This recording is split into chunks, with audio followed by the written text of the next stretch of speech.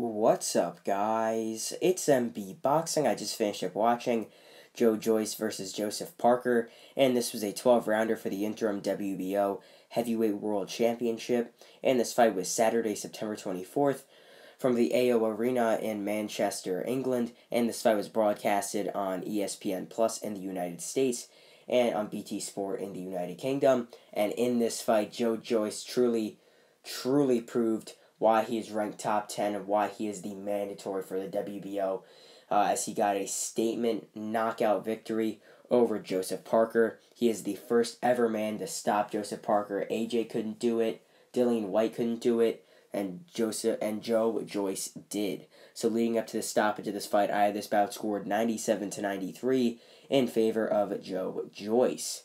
So this was a very, very good win for Joe Joyce, picking up this interim title. And just to break this fight down round by round, the first round, I thought that Joseph Parker won it based off of activity. He landed the jab, followed up with some big left hands leaping in. I thought he won the first round. However, round two was very, very close. Could have went either way. I edged it to Joe Joyce. This fight could have been very, very, very close, actually, because there was a few rounds that could have went either way. I could have definitely saw it being 96-94 or something like that.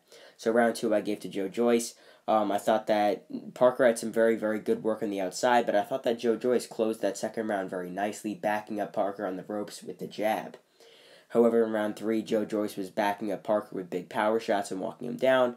So after 3 rounds, I added 29-28 for Joe Joyce.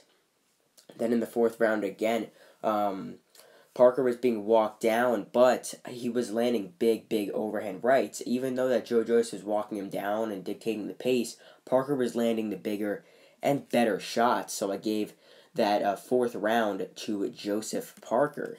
But then in the fifth round, Joyce had some very, very nice work coming forward yet again. He was just outworking Parker in that round. However, in the sixth round, it was a big, big round for Joe Joyce. He seemingly hurt Joseph Parker with some big barrages to the body, was backing him up in that sixth round, and really won it clearly with no doubt.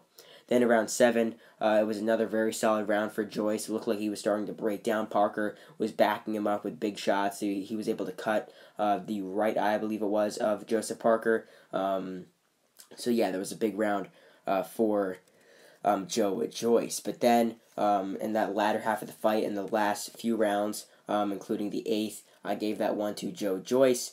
That was a very solid round that I gave to him. The 9th round was a much closer round than the other rounds before it, but I edged it to Joe Joyce. However, the 10th round I did give to Joseph Parker. I thought that Parker started to sort of build up some momentum of his own, and he edged that round. And just like the round before it in the 9th, he could have definitely got that round a bit as well.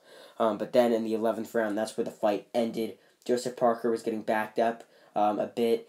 He was just on the back foot. Then he got caught with a leaping big left hook from Joe Joyce that sent him flat on the canvas in the corner of the ring.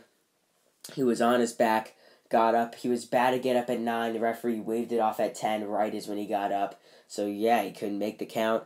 And Joe Joyce got an electric 11th round knockout victory. So this is definitely by far Joe Joyce's best win. He proved here why he is such a threat in the heavyweight division, and this goes into the question, what is next for him? He is now the interim WBO heavyweight world champion, number 1 contender in the WBO, obviously, or now he's elevated from the rankings, I believe so, because he is an interim champ, but, I mean, he's the mandatory, so, I mean, he's definitely next in line for Oleksandr Usyk. I mean, if Usyk's going to fight Fury, I believe that the rule is that unifications trump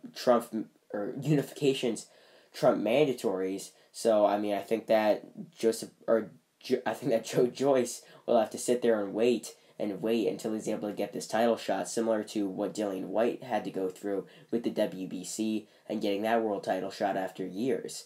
So I mean, maybe if Oleksandr Usyk just simply declines to fight Joe Joyce, maybe they could strip Usyk of the world title, and it could be maybe Joe Joyce challenging, like, I mean, when you think of the WBO rankings, the higher ranked guys, I believe, are Frank Sanchez, who I think is just below both these guys currently, like Joe Joyce and Joe Parker. So, I mean, who knows? It could be Joe Joyce versus Frank Sanchez for a vacant WBO world title. It could be Joe Joyce maybe getting elevated to WBO World Champion. It could be any of those big things for Joe Joyce. Joe Joyce definitely has some big things in the near future. Or it could be Joe Joyce taking on Alexander Usyk and getting that shot at that WBO World title as well as the WBA and IBF. But as for Joseph Parker losing here for the third time in his career, you have to remember, Joseph Parker is only like 30 years old or 31 years old. So, I mean, he's definitely not going to retire. He's still a top 10 heavyweight regardless. But I think he's going to have to sort of come back in his next fight, just build himself back up. I think it's going to be a very similar fight in his next fight to when he fought Junior Fa. So he might be able to fight someone in Australia, maybe like Lucas Brown, where he's able to get a very solid and simple, easy win. Maybe someone like that, just to get a little confidence boost before stepping it back up, fighting the top 10 guys in the heavyweight division. So overall, Joe Joyce brutally knocks out Joseph Parker in the 11th round to become the new interim WBO heavyweight world champion.